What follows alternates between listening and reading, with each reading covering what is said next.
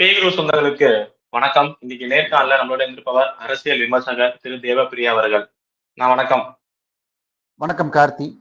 மம்தா அரசு அவங்க ஸ்டேட் நடத்துற அந்த உருது காலேஜ்ல ஒரு விழாக்கு ஜாவேத் அக்தர் அப்படிங்கிற ஒரு திரைப்பட ரைட்டர், எழுத்தாளர், அவரை அந்த விழாவை லிட்ரரி ஃபெஸ்டிவல் இலக்கிய விழாவுக்கு அழைச்சிருந்தாங்க.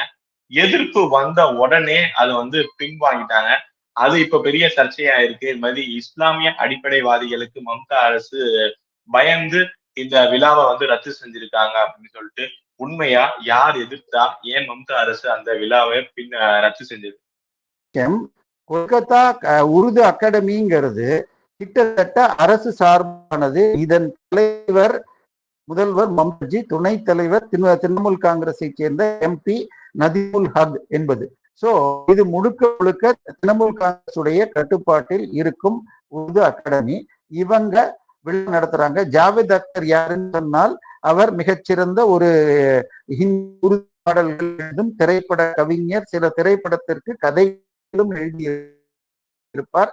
இன்னும் மக்களுக்கு எளிதாக புரியணும்னு சொன்னா, ஷப்னா ஆஸ்மியுடைய கணவரும் கூட. இவர் தன்னை நாத்தில் என்று சொல்லிக் கொண்டு இந்து மதத்தை பலமுறை நேரடியாக விமர்சனம் செய்து, முஸ்லிம்களில் மிகவும் அடிப்படைவாத சிந்தனை கொண்டவர்கள் கொலைட்டெல்லாம் அப்படி மேலோட்டமாக எதிர்ப்பும் தெரிவித்தவர்.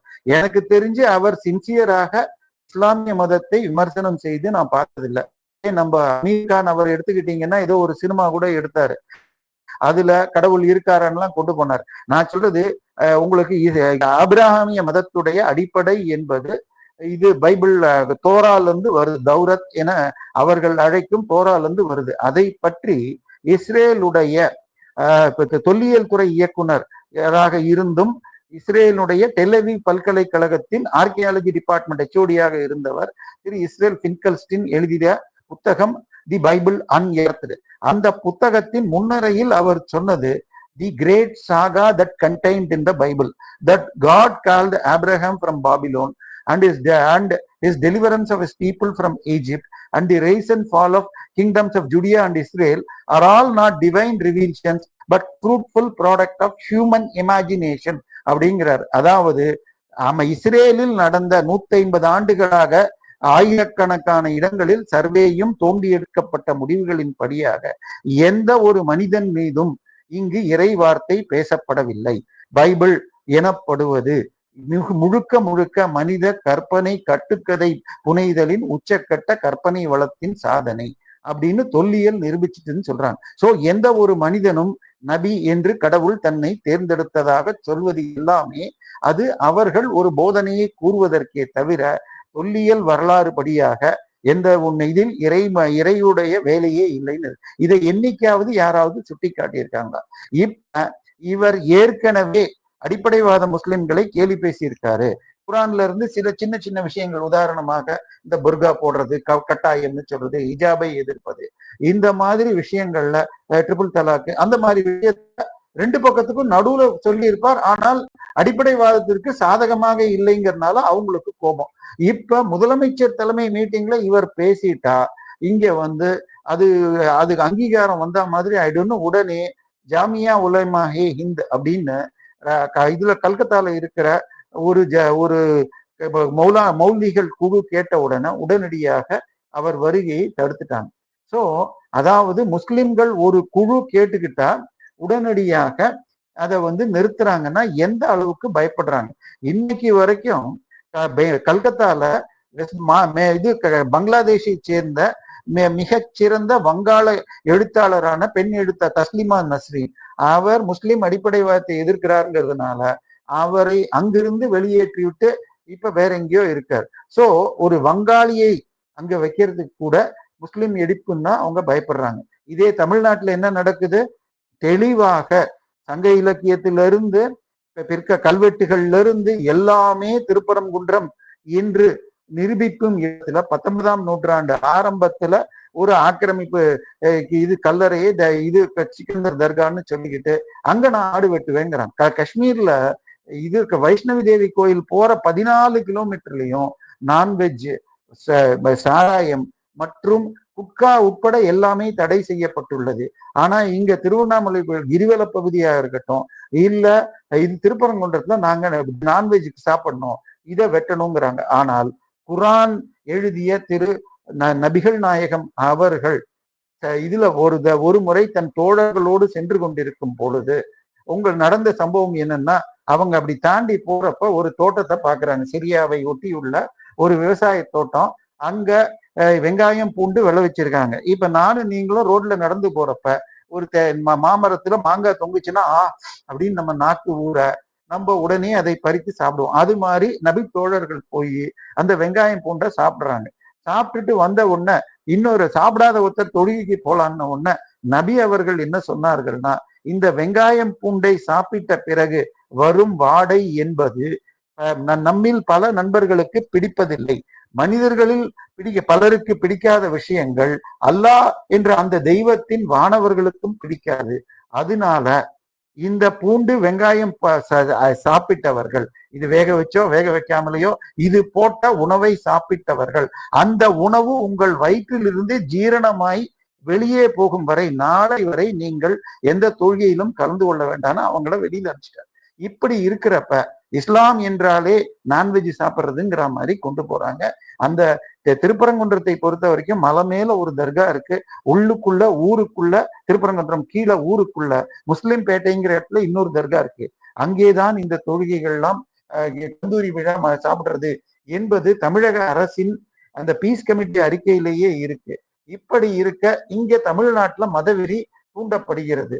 ஆனால் உங்களுக்கு அங்க முஸ்லிம்கள் கேட்டுக்கொண்டால் உடனடியாக இதை நிறுத்துறாங்க. சோ இது எல்லாத்தையும் இப்போ அடுத்தது பாத்தீங்கன்னா கேரளால ஐயப்ப சங்கம் மீட்டிங்ல ஸ்டாலின் எலெக்ஷனுக்காகவோ என்ன சொல்றாங்கன்னா, இது எலெக்ஷன் வரப்போது வெஸ்ட் பெங்கால்ல இந்த அப்பீஸ்மெண்ட் பாலிடிக்ஸ்க்காக தான் மம்தா அவர்கள் இந்த மாதிரி செயலை செஞ்சிருக்காங்க அப்படிங்கிறாங்க. இல்ல எலெக்ஷன் இருந்தாலும் இல்லைன்னா முஸ்லிம்கள் எதிர்த்தால் அடுத்த நிமிடம் இவர்கள் நிறுத்தி விடுவார்கள். அதாவது எலெக்ஷன் ஒரு காரணம்னாலும் நம்ம ஸ்டாலின் சார் என்ன போய் சொல்லுவாரு, நாங்கள் சிறுபான்மையினரின் காவலன். யார்கிட்ட இருந்து காக்குறாரு? இப்ப தமிழர்கள்லாம் சிறுபான்மையை அடக்கிட்டு இருக்காங்களா? சொல்லுங்க, யார்கிட்ட இருந்து காக்குறாரு? இப்ப பெங்களூர்ல ஒரு முஸ்லிம்களுக்குள்ள ஏதோ ஒரு பிரச்சனை வந்ததுன்னு உடனே ஒரு கலவரம் வந்துட்டு சோ முஸ்லிம்கள் ரோட்ல கலவரம் பண்ணப்போ ஒரு கோயிலை சுத்தி சில முஸ்லிம்கள் இது காப்பாத்தினாங்களாம். யார்கிட்ட இருந்து காப்பாத்தினாங்க? முஸ்லிம் ரவுடித்தனம் காலித்தனம் செய்வதை சில முஸ்லிம்கள் காப்பாத்தினாங்க. சோ செய்தது யாருன்னு சொல்லாம அப்புறம் என்ன பண்றது? உருவ வழிபாட்டை கேலி பண்ணிட்டு ஷிர்க் என்று பேசுவதெல்லாம் மிக தவறான விஷயங்கள். நீங்க மசூதிக்கு ஒரு ஷேப்பை ஏன் கூம்புன்னு வச்சிருக்கீங்க? பச்சை கலர் தான் இது முஸ்லிம்க்குங்கிறதுக்கு எந்த இடத்துலயும் அரபியில குரான்லயோ ஹதீஸ்லயோ கிடையாது. அது ஒரு நடைமுறை பிராக்டிஸ்ல வந்திருக்கு. ஆனால் டிஎன்டிஜே சார்பா குழந்தைங்களை வச்சுக்கிட்டு அல்லாஹ்க்கு பிடிக்காத நேரம் காவின்னு குழந்தைங்களை வச்சுட்டு பேச வைக்கிறாங்க.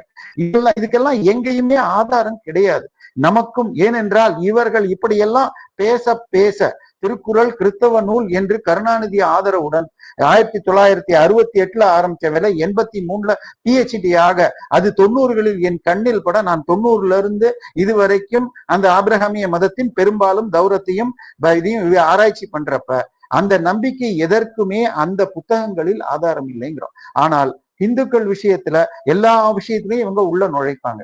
இப்போ ஒரு படம் வந்துச்சு, அன்னபூரணின்னு ஒரு படம். அந்த படத்துல உங்களுக்கு என்னது பிரியாணி செய்யணும்னு சொன்னா பர்தா போட்டுக்கிட்டு பொட்டை அழிக்கணுங்கிறாங்க. நான் சொல்றேன், பொங்கல் செய்யறதுக்கு புடவை கட்டிட்டு சாமி நமஸ்காரம் பண்ணும் பொட்டு வச்சுக்கிட்டுன்னு ஒரு முஸ்லிம் பெண்ணை வச்சுக்கிட்டு பண்ண முடியுமா? எதுக்கு இந்த வேலை? அதுவும் என்ன, அந்த படத்துல அந்த கதாநாயகி கதாபாத்திரத்தின் குடும்பம் ஸ்ரீரங்கம் கோயிலுடைய மடப்பள்ளியில வேலை செய்யறவங்க. ஏன் சார் இப்படி ஒரு மதவெறி? அடுத்தது பாத்தீங்கன்னா நம்ம ரஞ்சித் மாரி செல்வராஜ் ஒரு படம் எடுத்தார். அதுக்கு பேர் என்னங்க, நம்ம நண்பர் கராத்தே சில வெங்கடேசன் கூட நடிச்ச படம் அது. இது பரியேறும் பெருமாள். அந்த படத்துல உங்களுக்கு அது ஆமா, அதுல ஒரு பாருக்கு போற மாதிரி ஒரு சீனு. அங்க பார்த்தா எல்லாரும் குடிச்சிட்டு இருப்பாங்க. ஆனா ஒரே ஒருத்தர் மாத்திரம் சட்டை போடாம இருப்பார். எதுக்குன்னா அவர் பூனல் அணிஞ்சிட்டு அங்க சாப்பிடுறாரு. நான் சொல்றது சட்டை போட்டுக்கிட்டு மேல குல்லா போட்டுக்கிட்டோ இல்ல இது சிலுவையை போட்டுக்கிட்டோ யாரையும் ஒருத்தரையும் காட்டல. எதற்காக? திட்டமிட்டு இது போன்ற விஷயங்கள் திணிக்கப்படுகின்றன. இவை எப்படி உங்களுக்கு அனுமதிக்கப்படுகின்றன. அதே ஒரு ஒரு வசனம் வந்துச்சு. ஒண்ணு இல்லை, நீயா நானான்னு ஒரு நிகழ்ச்சி ஒரு வருஷங்களுக்கு முன்னாடி முதல்ல தாலி அவசியமான்னு நிகழ்ந்து அதை எதிர்த்து நிறைய கண்டனங்கள் வந்தது. உடனே அடுத்த வாரம் என்ன பண்ணாங்க, போடுவது தேவையா இல்லையான்னு ஒண்ணு எடுத்து ஷூட்டிங் சினிமாவை சேர்ந்த போதை மருந்து கடத்தலில் 13 கோடி ரூபாய் அவர் அக்கௌண்ட்டுக்கு திமுகவின் அயலக பிரிவில் இருந்த ஜாஃபர் சாதிக் அனுப்பிச்சார்னு சொல்லப்பட்ட அமீருடைய அடிப்படைவாத டிஎன்டிஜே பிஜேக்கு சொல்ல அவர்கள் ரோட்டு இன்னைக்கு வரைக்கும் அதை காட்ட. சோ முஸ்லிம்கள் ஒன்றை எதிர்த்தா உடனடியாக நான் கீழ்ப்படி. இது சரியா என்ன பிரச்சனைன்னு சொன்னால், திரு ஈவே ராமசாமியார் 1972 சேலத்தில் அந்த அப்பொழுது சோகன் அவர்கள் அது 5 கிலோமீட்டருக்கு போயிருக்கு, மக்கள் போராடலையா அப்படின்னு கேக்குறாங்க. மக்கள் போராடணும்னா ரவுடிகள் போறப்ப நான் தனியா போய் கேட்க முடியாது. நான் சில நேரத்துல பண்ணியிருக்கேன் 1-2 இடத்துல. பட் எல்லாருக்கும் அந்த தைரியம் வருமானு தெரியாது. உதாரணமாக சென்னையில் ஐபிஎல் நடத்தக்கூடாது என்று வந்த பொழுது நான் மவுண்ட் ரோட்ல அந்த சாந்தி தியேட்டர் கிட்ட இருந்து எனக்கு ட்ரிப்ளிகேன் வர்றதுக்கு அன்னைக்கு டிரான்ஸ்போர்ட் எல்லாம் பிளாக் ஆயிடுச்சு. பொறுக்கித்தனமாக செபாஸ்டியன் சீமான், பாரதி ராஜா, வைரமுத்து போன்றவர்கள் போராட்டம் நடத்திட்டு இருந்தாங்க. நான் அங்கிருந்து என்னுடைய வீட்டிற்கு நடந்து வந்த நடுவுல இது பண்ணாங்க. முதல்ல ஐபிஎல்ல எதிர்க்கிறதாக இருந்தால் ஐபிஎல் டீமை ஸ்டாலின் குடும்பத்தை சேர்ந்தவர்களும் வச்சிருக்காங்க, அதை முதல்ல எதிருங்க. சென்னையில அந்த மேட்ச் நடக்காம சென்னைக்கு வர வேண்டிய டாக்ஸ் பணம் தான் போச்சு, மற்றபடி எல்லாமே நடந்தது. சோ இவங்க அந்நிய மதமாற்ற கும்பல்கள் என்னெல்லாம் கேட்கிறாங்களோ அதுக்கு அடிபணிவது என்று வச்சிருக்காங்க. இதே நேரத்தில் எல்லாத்தையும் நீதிமன்றத்துக்கு தான் எடுத்துட்டு போகணுமா. ஏன்னா நேற்றைய தினம் டெல்லியில உங்களுக்கு 2020 ஸ்ரீராம நவமிக்கு முன்னாடி ஏதோ ஒரு ஊர்வலம்னு வந்தப்போ முஸ்லிம்கள் திட்டமிட்டு வீட்டு மாடியில அங்கங்கே பாட்டில்கள், கல்கள் என்று சேர்த்து வைத்துக் கொண்டு கலவரம் தூண்டி கொலைகள் நடந்ததுன்ற கைதான 10 பேருக்கு 5 வருடமாக ஜெயில இருக்கவங்களுக்கு இந்த மாதிரி வழக்கில் விடுதலை, ஜாமீன் விடுதலை தர வேண்டியது இல்லை அப்படின்னு நேத்திக்கு தீர்ப்பு கொடுத்திருக்காங்க. மனித உரிமைகள் பார்வையில பார்த்தால் இது நிச்சயமாக கஷ்டமாக இருக்கு. ஆனால் மனிதர்களை கொலை செய்பவர்களுக்கு அந்த உரிமைகள் உண்டா என்பது கேட்க வேண்டிய கேள்விதான்.